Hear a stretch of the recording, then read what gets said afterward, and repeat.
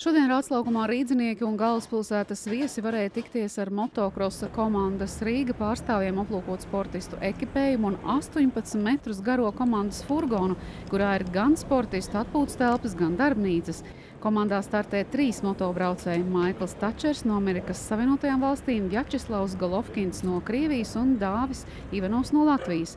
Komanda jau vairākus gadus piedalās pasaules čempionātos. Šogad tā pirmo reizi startēja ar nosaukumu Rīga. Galvaspilsētas mērs Nils Ušakovs, tiekoties ar komandas pārstāvjiem, uzsvēra, ka Rīgas dome nefinansē šo komandu, taču ir priecīgi par to, ka sportisti popularizē pilsētas vārdu.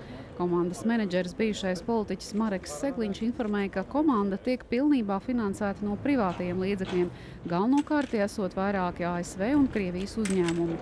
Otrdien komanda izbrauks uz Čehiju, kur piedalīsies šā gada pasaules čempionāta 12. posmā. Vēlāk tā piedalīsies arī čempionāta posmos Anglijā, Itālijā un Nīderlandē.